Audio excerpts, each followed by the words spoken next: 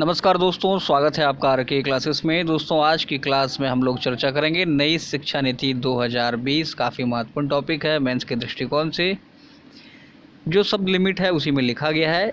दोस्तों, इसके अलावा मेंस के कई सारे क्वेश्चन जो हैं आपको प्लेलिस्ट में मिल जाएंगे, जो करंट इशू से संबंधित रहते हैं, जैसे भारत नेपाल संबंध, आत्मनिर्भर Bharat, one nation one ration card, Bharat Myanmar संबंध, भारत श्रीलंका संबंध, भारत अमेरिका संबंध, ईरान का प्रभाव, ईरान पर अमेरिका का दबाव, उसका भारतीय पर प्रभाव।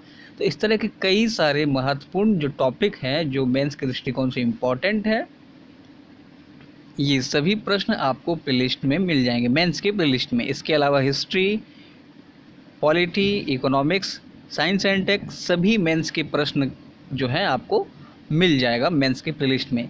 क्योंकि डिस्क्रिप्शन में उसका लिंक नहीं दिया हुआ है, लेकिन आप उसको उसमें जाकर देख सकते हैं। इसके अलावा दोस्तों, यदि आपको मेरा काम या मेरी लिखावट या मेरा शैली अगर आपको अच्छा लगता है तो इसे ज़रूर लाइक करें और अधिक से अधिक शेयर करें, ताकि अधिक लाइक और अधिक शेयर से अधिक से मोटिवेशन मिलता है और ये क्रम जो है आगे भी इसी प्रकार से जारी रहे। तो चलिए दोस्तों, शुरू करते हैं नई शिक्षा नीति।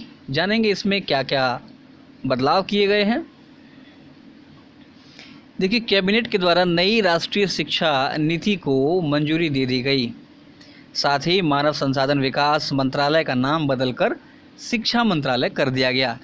वन लाइनर एग्जाम के लिए पीटी फैक्ट हो गया ये।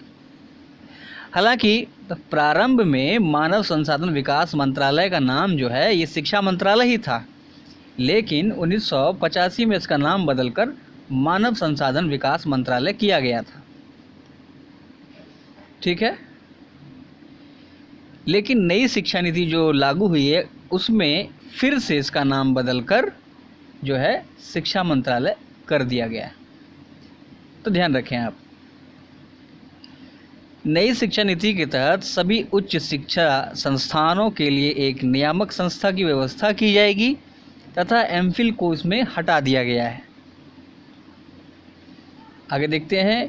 कहता है कि इस नीति के द्वारा शिक्षा के क्षेत्र में कई मुद्दों का समाधान जो है ये आसान हो जाएगा।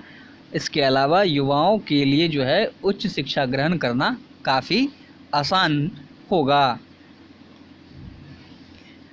देखिए, राष्ट्रीय शिक्षा नीति को 1986 में अपनाया गया था और अंतिम बार इसमें जो संशोधन हुआ था ये 1992 में हुआ था। ध्यान रखें, पीटी फैक्ट बन सकता है कब अपनाया गया था और अंतिम बार संशोधन कब हुआ था। नई शिक्षा नीति हेतु 2 समितियों का गठन किया गया था, TSR सुब्रमण्यम समिति एवं दूसरा जो समिति था ये था के कस्तूरीरंगन समिति। ये जो नई शिक्षा नीति का निर्माण किया गया है, इसके निर्माण के संबंध में कई लोगों से जो है राय भी मांगी गई थी और इसी क्रम में नई शिक्षा नीति के निर्माण हेतु देश के 2.5 लाख ग्राम पंचायतों, 600 ब्लॉकों, 676 जिलों से सलाह लिया गया था और इसमें कई लोगों ने भाग भी लिया। और इस नीति को बनाने के लिए उच्च शिक्षा और स्कूली शिक्षा के लिए जो है अलग अलग टीमों का भी गठन किया गया था। देखिए, उच्च शिक्षा में प्रमुख सुधारों में 2035 तक जो है 50% सकल नामांकन अनुपात का लक्ष्य रखा गया है और इसमें नई शिक्षा नीति में 10+2 के प्रारूप को पूरी तरह से ख़त्म कर दिया गया है।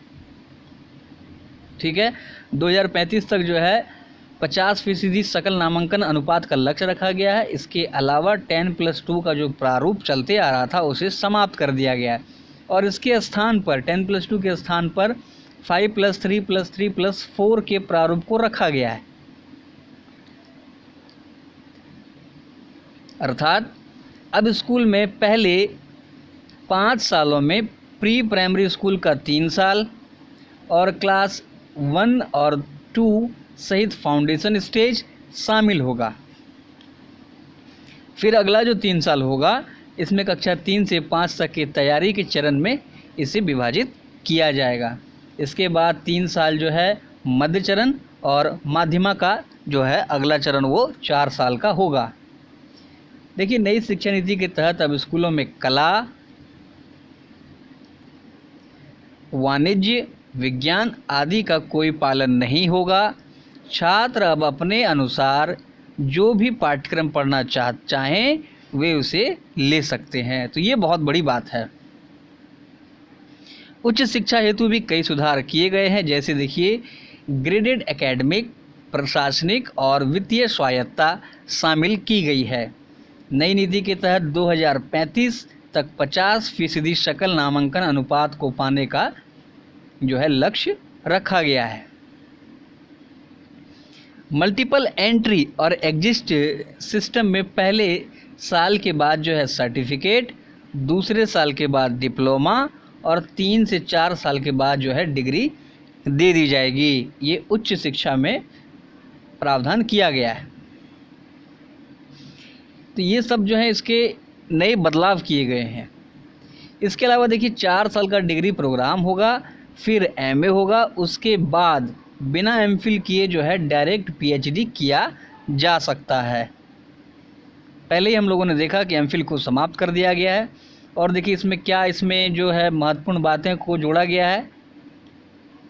क्षेत्रीय भाषा में जो है ई कोर्स शुरू किया जाएगा एवं वर्चुअल लैब्स का विकास किया जाएगा। इसके अलावा एक NETF national educational scientific forum को भी शुरू किया जाएगा। ध्यान रखें, क्षेत्रीय भाषा में ई कोर्स शुरू होगा। कहता है कि देश में मौजूद कॉलेज को ग्रेडेड स्वायत्तता के तहत शैक्षणिक, प्रशासनिक और वित्तीय स्वायत्तता भी दी जाएगी। ये सब नई शिक्षा नीति के प्रमुख प्रावधान हैं। इसके अलावा आगे बात करें तो कहता है कि नई शिक्षा नीति के तहत सभी प्रकार के विश्वविद्यालय संस्थानों के लिए नियम जो है समान होगा। वर्तमान में जो नियम है ये अलग अलग है, लेकिन इसमें जो है सभी के लिए समान नियम होगा। नई शिक्षा नीति के तहत वास्तविक ज्ञान की परख पर विशेष बल दिया जाएगा। ठीक है, कक्षा 5 तक जो है मातृभाषा को निर्देश का माध्यम बनाया जाएगा, अर्थात मातृभाषा के द्वारा ही जो है निर्देशित किया जाएगा। नई शिक्षा नीति में जीडीपी का 6% जो है ये शिक्षा में लगाया जाएगा। ये भी ध्यान रखें, पीटी फैक्ट बन सकता है ये आपका। और वर्तमान में जो है ये 4.43% है। आगे अगर देखें तो अमेरिका की नेशनल साइंस फाउंडेशन की तर्ज पर नई शिक्षा नीति में NRF नेशनल रिसर्च फाउंडेशन को लागू किया जाएगा। इसमें विज्ञान और सामाजिक विज्ञान दोनों शामिल होगा, ये भी ध्यान रखना है।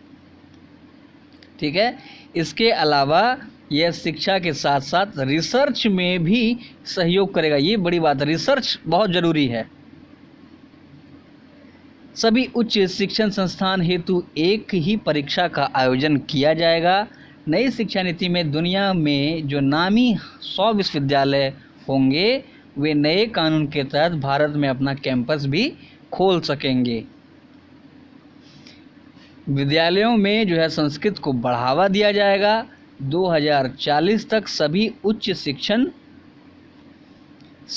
शिक्षण संस्थानों को बहुविषयक संस्थानों में बदलने का लक्ष्य रखा गया है। बहुविषयक कई सारे जो है सब्जेक्ट्स को में सभी में जो है रैंडमली इसमें जो है कई सारे सब्जेक्ट्स को पढ़ाया जाएगा।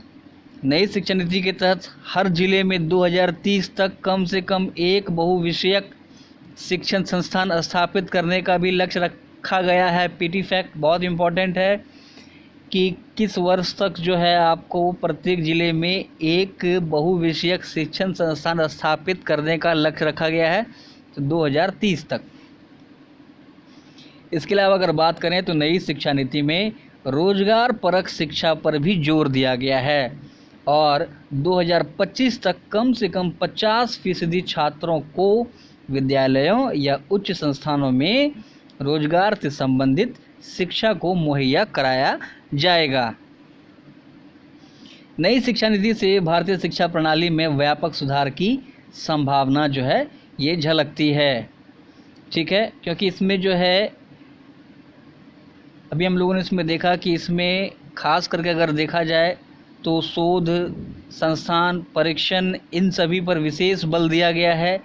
जीडीपी को बढ़ाया गया है। तो इन सभी को देखते हुए ऐसा कहा जा सकता है कि हमारी जो शिक्षा प्रणाली है कहीं ना कहीं वर्तमान में अभी काफ़ी लचर है और इसमें जो है व्यापक सुधार की संभावना भी है। इसके अलावा वर्तमान में मौजूदा जो हालात हैं, खास करके उत्तरी भारत में अगर देखा जाए, बिहार, झारखंड, यूपी, इन सभी की जो समस्याएं रहती है, विद्यालय हो या विश्वविद्यालय हो, इन सभी को जो है ये दूर करने में सहायक होगा। जो भी यहाँ पर समस्या आती है तो काफ़ी इससे ये जो नई शिक्षा नीति है काफ़ी लाभदायक सिद्ध होगा, बशर्ते यह पूर्ण रूपेण जो है लागू हो।